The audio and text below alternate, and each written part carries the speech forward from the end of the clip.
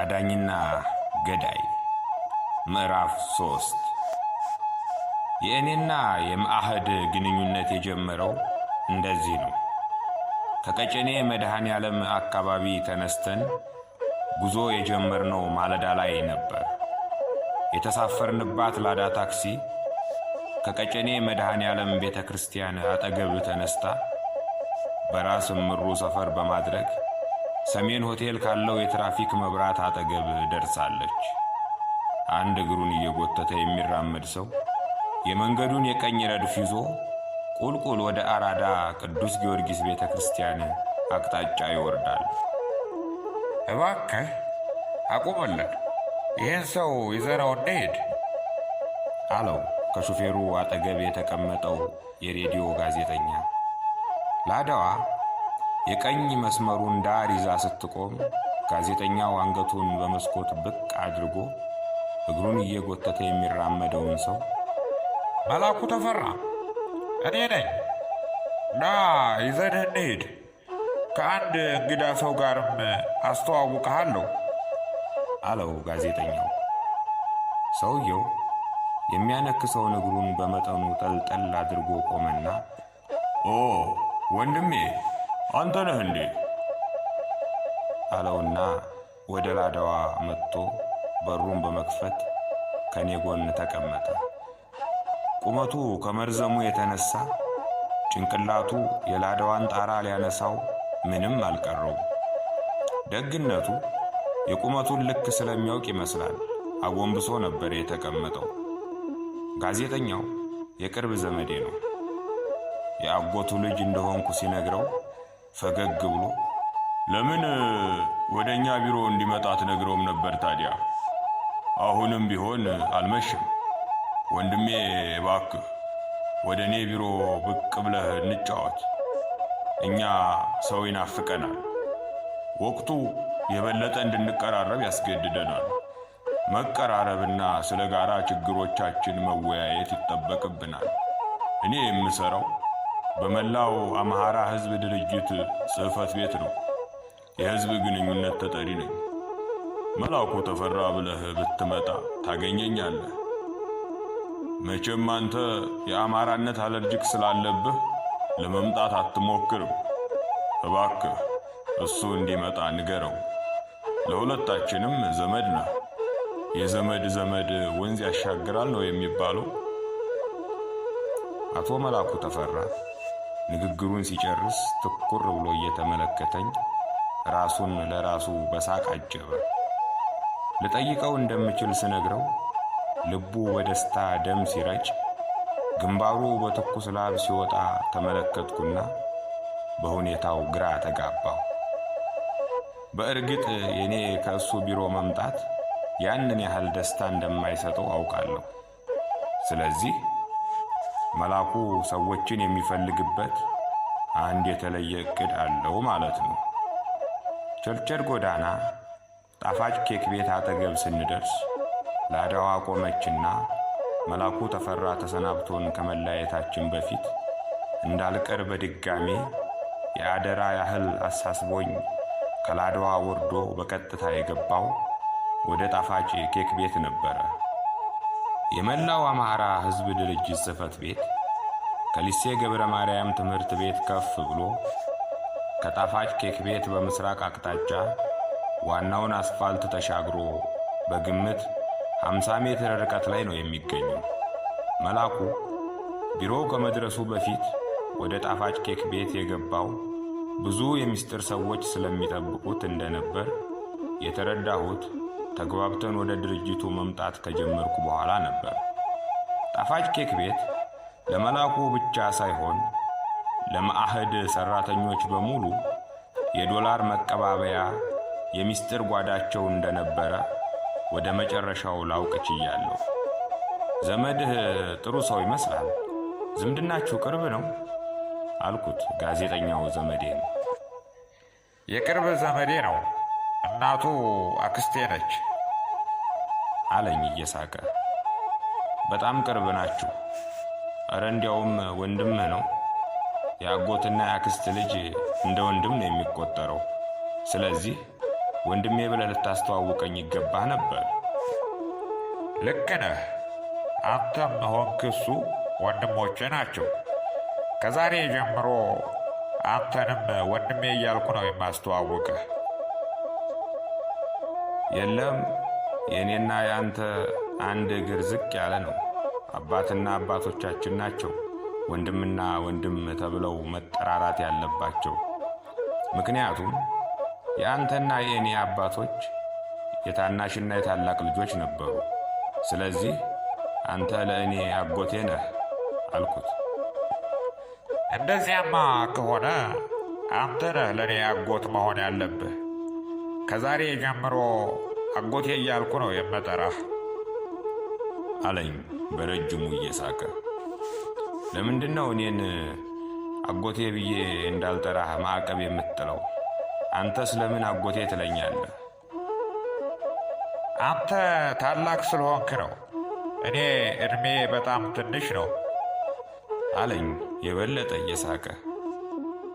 መቼም ጥሎበት ዕድሜውን ጨምሮ ከሚናገር ቢረግፍ ይቀለዋል። እንደ እውነቱ ቢሆን ኖሮ የእኔ እኩያ የሚሆነው የእሱ የሦስተኛ ታናሽ ወንድም ነበር። እሺ ይሁንልህ፣ ተቀብያለሁ አልኩት እኔም እየሳቀው። በነገራችን ላይ አቶ መላኩ ምን ሆኖ ነው የሚያነክሰው? ወታደር ነበር እንዴ ስለው እንደዚህ የሚል መልስ ሰጠኝ። ወታደር አልነበረም። እግሩን የሚያነክሰው ከሰው ተጣልቶ ጉዳት ደርሶበት እንደሆነ ነው የሰማሁት። እውነተኛውን ነገር ለምን አላወቅክም? የአክስቴ ልጅ ነው ብለኸኝ አልነበረም እንዴ አልኩት። የተዋወቅነው በቅርብ ነው። እሱ የሚኖረው ከአዲስ አበባ ውጭ ነበር።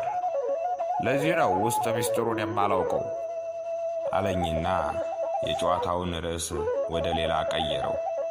እኔም ደግሜ ልጠይቀው አልፈለግኩም። መጨረሻ ላይ ከጋዜጠኛው ታናሽ ወንድም የሰማሁት አቶ መላኩ የሰው በረት ከፍቶ ከብቶች ሊነዳ ሲል አንድ ታፋው ላይ በጦር ተወግቶ አንካሳ ሆኖ መቅረቱን ነው። ብሔራዊ ቲያትር ጀርባ ስንደርስ ጋዜጠኛው ዘመዴን ተሰናብቸው ከላዳዋ ወረድኩና ጉዞ ስጀምር አደራህን በዚህ ሳምንት እንድትመለስ ትናፍቀኛለህ አለኝ አንገቱን በመስኮት በኩል ብቅ አድርጎ ቀኝ እጁን እያወለበለበ። እመለሳለሁ፣ አታስብ። ምናልባት 2-3 ቀን ብቆይ ነው። ባሌ እንደደረስኩ ጉዳዬን ጨርሼ ከነገ በስቲያ ወደ አዋሳ እመለሳለሁ። ከ4 ቀን በኋላ አዲስ አበባ ነኝ አልኩትና በበድሉ ሕንፃ በኩል አድርጌ ወደ ለገሃር አውቶቡስ መናኸሪያ የሚወስደውን ቀጭን የአስፋልት መንገድ ያዝኩ። ለገሃር እንደገባው አንድ የሞላ የአይሱዙ ቅጥቅጥ አገኘሁና ተሳፈርኩ። ደብረ ዘይት ከተማን እስከማልፍ ድረስ አስብ የነበረው ስለ አቶ መላኩ ተፈራ ነበር። ለመሆኑ ስሙ እውነተኛ መጠሪያው ይሆን ወይንስ የመላኩ ተፈራን ገናናነት ሰምቶ ራሱ የፈጠረው ቅጥያ? እነዚህ ጥያቄዎቼ ብዙ ነገሮችን እንዳስብ አደረጉኝ። አንድ የጎባ ሰው ነዋሪ በደርግ ዘመን ቡቃቶ የነበረውን ስሙን በእውቀቱ ብሎ ገዳ የሚለውን የአባቱን ስም ገዳይ በማለት ስሙን በእውቀቱ ገዳይ በማለት ጎጃሜ ነኝ ብሎ ነበር አሉ። አዲስ አበባ እንደተመለስኩ አቶ መላኩ ተፈራ መመለሴን እየጠየቀ እንደሆነ ጋዜጠኛው ዘመዴ ነገረኝ። እንደተረዳሁት ጋዜጠኛው ዘመዴ ከአቶ መላኩ ጋር እንድንገናኝ እንደሚፈልግ ነው። ጥቅሙ ግን መገመት አልቻልኩም። ምክንያቱም ጋዜጠኛው ዘመዴ አፍቃሪ ኢህአዴግ ብቻ ሳይሆን ከለማበት የተጋባበት እንደተባለው ተረት ራሱን ህወሓት ነው ለማለት እችላለሁ። ውጭም ሆነ ከቤት ውስጥ ጠቅላላ ሰላምታው ሳይቀር ለሌሎች የማይገባቸው ትግሬኛ ቋንቋ ነው። በትግሬኛ ብሉ ይላል፣ በትግሬኛ ጠገብኩ ይላል፣ በትግሬኛ ወዴት ትሄዳለህ ይላል፣ በትግሬኛ እመጣለሁ ይላል። አቤት አድርባይነቱን ለተመለከተው! ራሱን መሆን የማይችሉና አድርባይ የሆኑ ሰዎች እጅግ ብዙ ቢሆኑም የሱ የተለየ ይመስለኛል። ሞባይል ስልክ እንደገባ የጥሪ ድምፁን ከትግሬዎቹ ቀድሞ በትግሬኛ ያደረገ ሰው ነው። ትግሬዎቹ በሆነ ነገር ተበሳጭተው ከተመለከተ እንባው ያቀርና ማልቀስ ይጀምራል። በእናቱ ሰላሌ በአባቱ ሸዋ ስለሆነ ኦህዴድም ብአዴንም ነው። ናዝሬት በኦህዴድ ስብሰባ ላይ፣ ባህር ዳር በብአዴን ስብሰባ ላይ እየተገኘ ሁለቱንም ይካፈላል።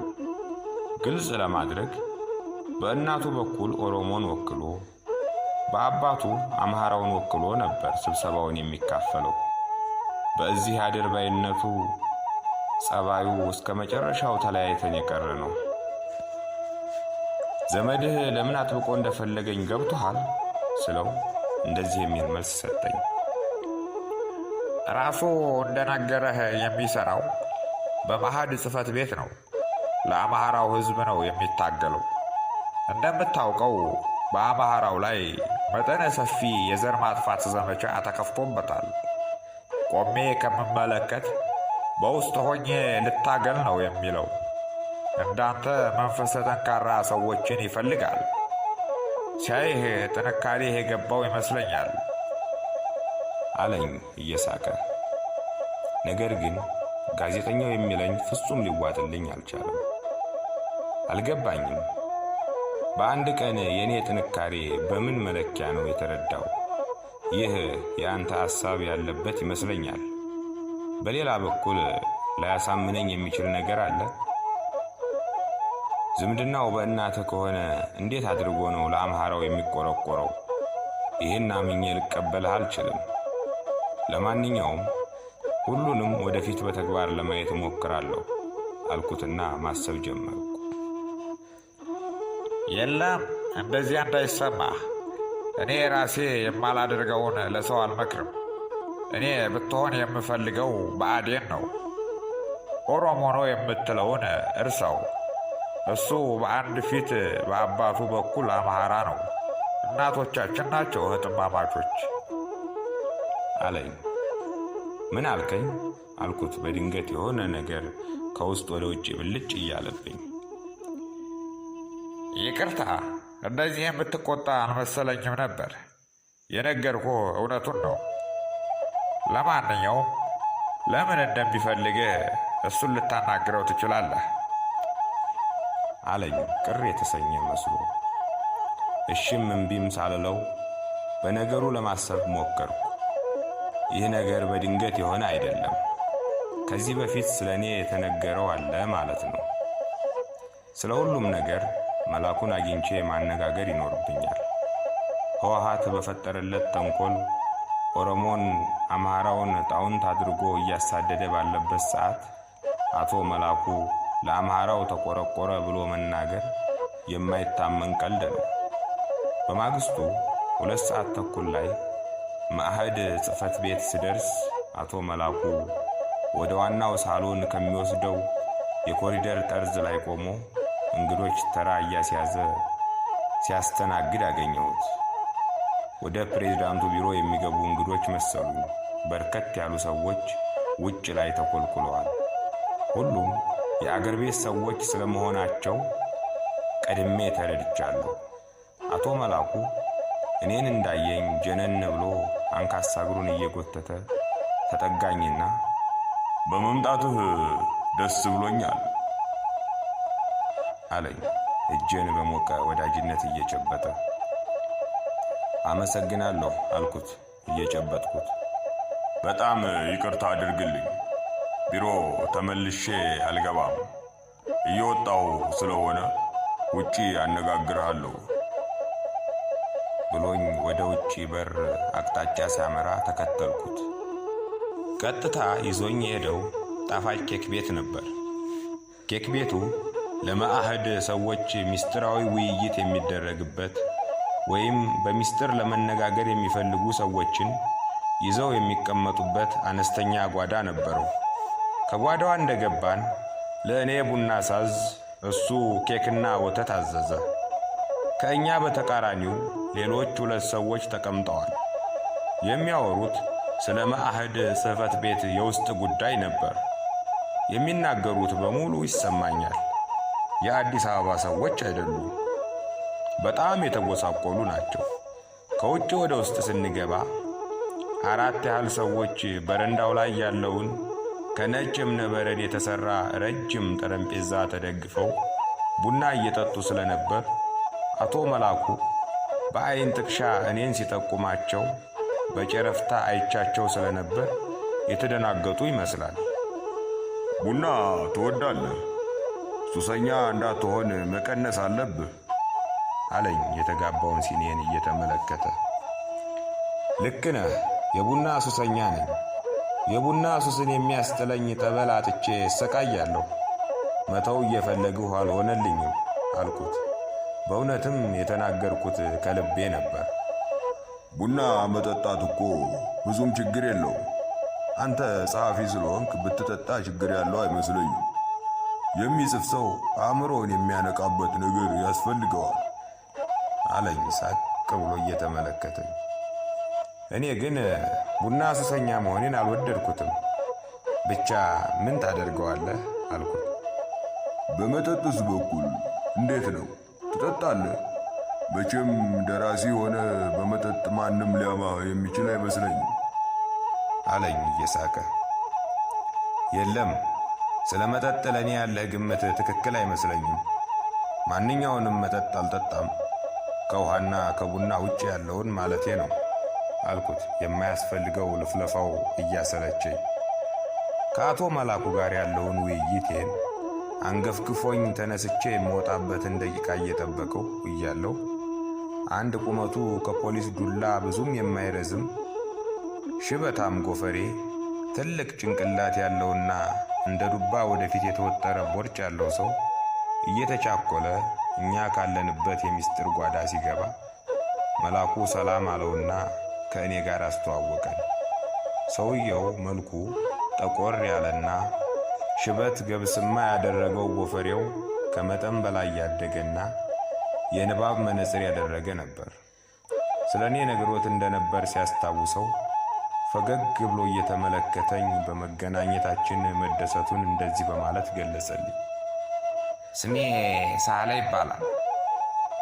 ሙያዬ መምህርነት ነው። ይገርምሃል፣ መላኩ ስለ አንተ ሲነግረኝ አላመንኩትም ነበር። በቅድሚያ ምን ይምጣላችሁ? ምንድን ነው የምትፈልጉት አለኝ። የምፈልገውን ቀድሜ ስለወሰድኩ አመሰግናለሁ አልኩት። እባክህ የማትቸኩል ከሆነ ወደ እኔ ቢሮ ሄደን ትንሽ ብንጫወት ምን ይመስልሃል አለኝ ትህትና በተላበሰ ቅላጼ። ዛሬ ጉዳይ ስላለኝ ሌላ ጊዜ ብመለስ ይሻላል። ለዛሬ የማስፈጽማቸው ጉዳዮች አሉብኝ አልኩት። ጥሩ፣ እኔም የግድ ዛሬ መሆን አለበት አለ። ብቻ አደራ የምልህ ተመልሰህ እንድትመጣና እንድትጠይቀኝ ነው። መላኩ እንደነገረህ አንተ ደራሲ ነህ። እንዳንተ ያለ ሰው ያስፈልገናል፣ ፈቃደ ከሆነ ማለቴ ነው። ለማንኛውም ስልኬን ልስጥህና ያዘው። እኔ ከሌለው ለጸሐፊዋ መልእክት ተውልኝ። ብዙ ጊዜ ለሥራ እወጣለሁ። በይበልጥ የሚመቸኝ ቅዳሜ ቀን ቢሆን ነው። በሥራ ቀን አስተምራለሁ። እያስተማርኩ ነው የድርጅቱን ሥራ የምሠራው። ለማንኛውም በድጋሚ የተገናኝተን እንደምንወያይ ተስፋ አደርጋለሁ ብሎኝ ወረቀትና እስክሪብቶ ከኪሱ በማውጣት የስልክ ቁጥሩን ጽፎ ሰጠኝና ተመልሶ ወጥቶ ሄደ። አቶ ሳለ እኔና አቶ መላኩ ከኬክ ቤቱ ስንወጣ ሁለቱ ሰዎች ውይይታቸውን አቋርጠው በመነሳት ተከተሉንና እሱን ሲያናግሩ እግረ መንገዱን እኔንም አስተዋወቀኝ። እንደ ጠረጠርኩትም ሁለቱም የክፍለ ሀገር ሰዎች ነበሩ። አንደኛው ጎጃሜ፣ ሁለተኛው የሰሜን ወሎ ወልዲያ ከተማ የመአህድ ተጠሪ ነው። ሁለቱም በየራሳቸው ክልል የመአህድ ሊቀመንበሮች እንደሆኑ ነው የነገሩኝ። ከሰሜን ወሎ የመጣው ካሳሁን ነው የሚባለው። የአባቱን ስም አሁን ረስቼዋለሁ። የምስራቅ ጎጃሙን ከነ ሁሉም የራሱንም ስም አላስታውሰውም። ከዚያ ቀን ውጭም በድጋሚ አላገኘሁትም። እነሱ ወደ ማዕህድ ጽሕፈት ቤት ሲገቡ እኔ ወደ ጉዳዬ ሄድኩ። አቶ መላኩ ከቢሮ ሊወጣ እንደነበር ቢነግረኝም አብሯቸው ወደ ቢሮ ነበር የተመለሰው። በዚህ መልኩ ነበር ከማዕህድ ሰዎች ጋር የተዋወቅ ነው።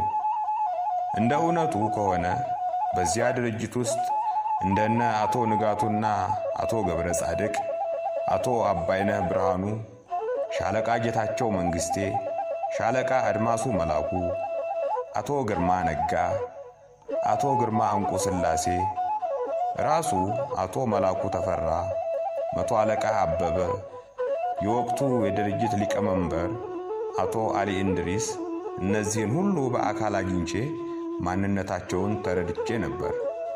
በመላው አማራ ሕዝብ ድርጅት ማዕህድ ቢሮ ውስጥ ብዙ አስገራሚና አናዳጅ የሆኑ ሰዎችን አግኝቻለሁ። እንደነ ሳህለ ያሉ የዋህ ሰዎችንም ገጥመውኛል። የሁሉንም ባህሪ በመጠኑ ቢሆን ለመዳሰስና ለማንሳት እሞክራለሁ። የማዕህድ ትውውቅ በዚህ ጀመረና እና አቶ መላኩ የድርጅቱ አባል እንደሆንና አብሬያቸው እንድሰራ በገሃድ ጠየቁኝ። ነገሩ የአባል ምልመላ መሆኑ ነው። ነገር ግን የማንኛውም ፖለቲካ ድርጅት አባል የመሆን ፍላጎት እንደሌለኝ ስመልስላቸው ሌላ ሐሳብ አቀረቡልኝ። ሐሳቡ የቀረበልኝ መጀመሪያ ከገባሁበት ጣፋጭ ኬክ ቤት ሲሆን ጥያቄውን ያነሳው አቶ ሳህለ ነበር። የድርጅቱን ሙሉ ታሪክ በተለይም የፕሮፌሰር አስራትን ሙሉ ታሪክና በማዕህድ ውስጥ ለአማራው ሕዝብ ያበረከቱትን ጉልህ ሚና ለመጻፍ በእንቅስቃሴ ላይ እንዳሉ እኔን ማግኘታቸው እንዳስደሰታቸው በዝርዝር አስረዱ። እንደ እውነቱ ከሆነ ጥያቄያቸውን በሙሉ ልብ ነበር የተቀበልኩት። በመጨረሻ ላይ ያንን ሁሉ ግፍ እንደማይ ምንም የጠረጠርኩት አንዳችም ነገር አልነበረም። ሰው የሚቀጥለውን ቀድሞ ቢረዳ ምን ነበረበት? የሚከተለውን ቀድሞ የመረዳትና ራሱን ከችግር የመከላከል አቅምና ችሎታ ያንሰዋል፣ ሞትንም ጭምር። ማዕህድ ጽሕፈት ቤት አንድ ጠረጴዛና አንድ ወንበር ብቻ የምታስቀምጥ አንዲት ጠባብ ክፍል ተሰጠኝና የማዕህድን ታሪክ ሰነዶች ማጥናት ስጀምር በድርጅቱ ውስጥ ያሉት ሰራተኞች በጥላቻና በጥርጣሬ ዓይን ለመመልከት ጊዜ ያልወሰደባቸውም ነበር። ወደ ድርጅቱ ቢሮ ስገባ እየተጠቃቀሱ እርስ በራሳቸው በመንሾካሾክ የሚሸሹም ነበሩ። ስወጣ እንደ ማንኛውም ሰራተኛ ሰዓቴን ጠብቄ እወጣለሁ። ጠዋትም እንደዚሁ እንደ መደበኛ የቢሮ ሰራተኛ ሰዓት ጠብቄ እገባለሁ። የሚከፈለኝ ደሞዝ የለም። ለምሰራው ታሪክ የሚከፈለኝ የተስማማሁበት ሂሳብም የለም። ለተወሰኑ ወራቶች በዚህ መልኩ ከቆየው በኋላ አብዛኞቹ ያኮርፉኝና ፊት ይነሱኝ ጀመር። እንደዚህ ሲሆኑ ስመለከት የበለጠ እልህ ውስጥ ገብቼ ከታሪኩ ይልቅ የግለሰቦቹን ስብዕና ለማጥናት እየተሳብኩ መጣሁ። እናም ሁሉንም የሚወጡበትን፣ የሚገቡበትን፣ የሚመገቡበትን ሆቴል ጭምር አንድ በአንድ መከታተል የዕለት ከዕለት ሥራዬ ሆነ። በዚያን ወቅት ነበር የድርጅቱ መሪ በነበረው በአቶ አሊ እንድሪስ ላይ ትኩረት ሰጥቼ መከታተል የጀመርኩት። አቶ አሊ እንድሪስ እጅግ የሚገርም ስብዕና ያለው ሰው ነው። እንደ ጎረምሳ ዝንጀሮ እየተቆነነ በአማራው ደም ላይ ቁማር የሚጫወት መሰሪ ሰው መሆኑን በትክክል ተረድቻለሁ። እነ አቶ መላኩና መቶ አለቃ አበበን የመሳሰሉ ደላሎችን መድቦ የአባልነትና የድጋፍ መታወቂያ ካርዶችን ለመርካቶ ነጋዴዎች እየቸረቸረ ዶላር የሚሰበስብ ሕሊና ቢስ ሰው ነው።